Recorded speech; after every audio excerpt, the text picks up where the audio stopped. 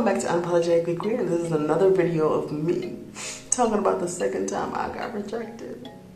Yes, the second time I got rejected, and the first time I actually fell in love with someone. Yes, sis, fell in mother love, okay? It was some intense shit, okay? So this was a guy that I had met at an organization in undergrad, and this was specifically an organization for LGBTQ+ individuals of color and their allies. So we would meet, and I remember my sophomore year going to the meeting, and this one guy came in the room, and he was just so cute. He's a very cute person. He's very handsome. He's just very cute, okay? And he seemed very knowledgeable. And at that moment, I had googly eyes for him. I was really into him, and I didn't know what got over me. I love you, bitch. Oh my God. I ain't gonna never stop loving you, bitch. No, and it was like a whole year and a half where I was like really feeling him. A whole year and a half. And even for a period where I didn't see him, I was like, what have you done to me? What type of spell have you done that makes me want to just be with you, makes me want to follow you, makes me want to just, I don't know, see you every day type of stuff. That's where I knew that that's when I knew when. It was at this moment that he knew. He fucked up. So, comes my junior year, and this was a conference that I went to. In the conference, the first time I went to was as a student, and the second time I went to was as a facilitator. And guess who was also a facilitator? I'll give you some time. Oh yes. You know who it is. It's him. So we gonna give him a whole initial, okay? His initial is gonna be J. So Jay was also, at the conference, and I knew this already. And I had to mentally prepare myself because I had spoke to my friends like the night before and the 2 nights before. I was like, I think I want to tell him that I like him, and I just don't know what to do. I don't know how to feel about it. And they were like, if this is something you feel, then go for it.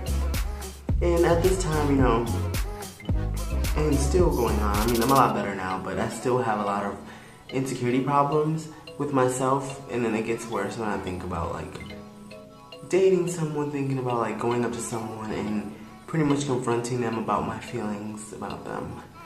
So this guy,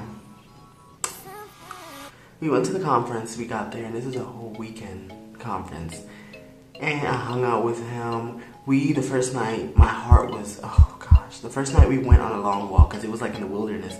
We went on a long walk, we climbed. We were kind of low-key hiking, right?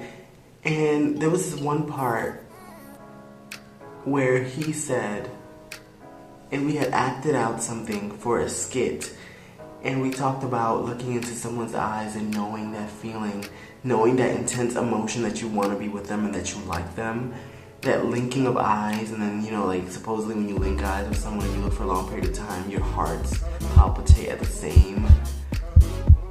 It's just at the same rate. So we went up a hill, I remember, and he was talking about, do you know like when you look at someone and it's just like you want to be with them and you like them. And this whole time I was over here hyping myself like, you talk about me? Is it about me? Because we've been talking for a while, and I had a little bit of hope, and I was like, okay, maybe tonight we can get to deep conversations about how much maybe we like each other, hey, because I know I like you. So we get up there, and then I was like, yes, I definitely know that feeling, and I expressed it, and he was like, yes, that's exactly what it is. And I was like, okay, so we get into something, maybe you do like me, maybe it's something that you're feeling too, and you just don't know how to tell me. So, I was kind of like low-key his therapist, but not really, because I'm not licensed. But, I was low-key kind of like his person to talk to, and he needed to drain his emotions on me. And it got to the point where I started feeling overwhelmed because I've always been someone who attracts other people, especially people who want help or people who have emotional problems. and just want to talk about it. For some reason, like, my energy attracts those people, and I'm always willing to help them, and I'm always willing to make a change in that way, because I feel that if someone needs to talk about their feelings, I'm there for them. So that's what I did. That whole night we talked about his feelings, nothing about me. It was all about his feelings. And he's the type of person that it's all about kind of his feelings. It's all about him in the moment, and he just gets what he wants from me, pretty much. He gets what he wants from you, and if you're watching this video, sorry, this is just how I interpret it, but whatever, you'll be alright.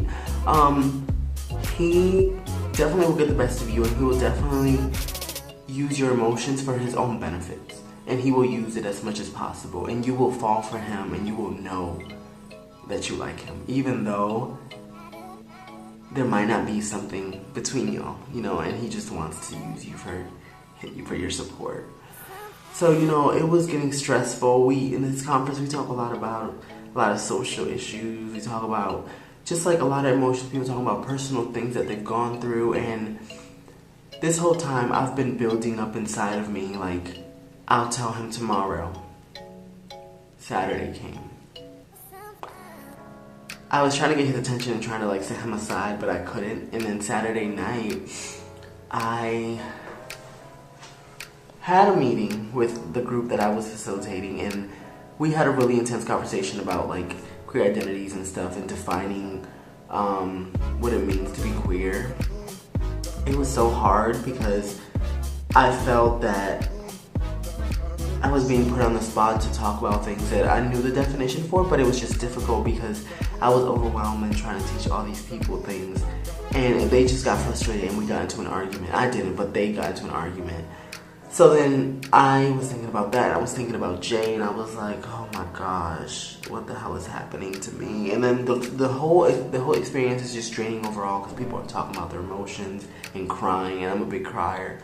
So I went outside and I was breathing hard, and this is when I had an attack.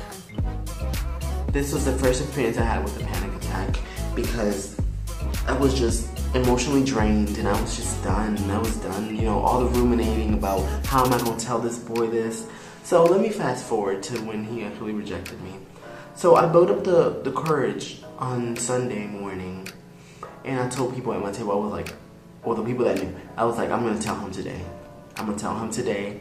And they were like, go for it. So I left early. I saw him leave early, and I left early, and this was right after breakfast.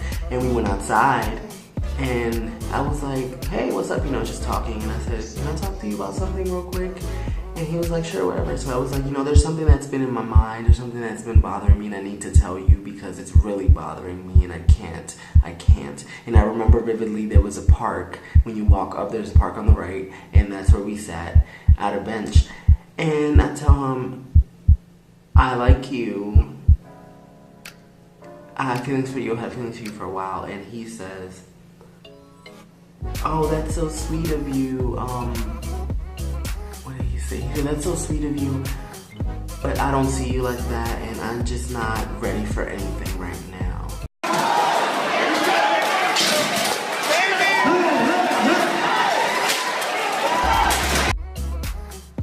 Why did he even say that? Why did he even say that? I was fucking done. I was just done, okay? I tried to conceal my emotions at that time because I didn't want him to see me cry. But, you know, I was good at containing myself. And I started wondering, like, is it really that you're not ready for something, or was it something that had to do with me, how I look, and that's just really what was affecting me overall. And, you know, I just took it as there's something wrong with me. And sometimes when I even think about it, I start getting into those feelings again, because I'm still trying to figure out myself, even though I'm a lot better, and it's been years since that happened. So after that, you know, we were still friends, and on the way back to the bus, I told my friend what had happened. And I was already crying from the whole experience in the weekend from the retreat, but I was crying the whole bus back. And I can still remember I got back and I had a meeting at I had a fraternity meeting, and I was devastated, and he saw me crying. He was like, do you have time to talk? You need to shut the fuck up. And I was like, no, I don't. I have to go to a meeting. And I was like still crying and kind of low-key bitter. I was like, no, don't talk to me now. But he doesn't, I mean, he doesn't have to be with me. He didn't have to. That was just me in my moment, my emotions and stuff. But yeah, even after that, we moved past it. I still had kind of like, I had sexual attraction towards him afterwards. It was not an emotional thing, and I think it would have been dangerous if I would have, you know, pursued any sexual things with him, or if any sexual things would have happened. But we hung out over the summer, and he continued to do that thing where he would drain you. It's like you're his emotional cloth, and he will use you until he feels better. So he would just continue doing that, and we hung out over the summer. You know, his birthday came around, and oh my gosh, I told him some things, and I was like, can we do this and that? I'm glad that was cut off. But yeah, you know, Jay was nice. He's still a nice kid. He's still a nice guy, and I wish him the best. You know, he's doing what he loves to do, and he will always be cute. But that experience is something that will always be with me, you know? But thank you for watching this video. If you like it, go ahead and comment, like, and subscribe. And, you know, just always stay unapologetically queer. And, you know, I'm here to talk about all these vulnerable times in my life. And if you want to hear more things like this, just let me know. And if you have any ideas for future videos, let me know. So go ahead and have a good weekend. Have a good week, whatever. I don't know what time period you're in, but have a good whatever. See you on the next video.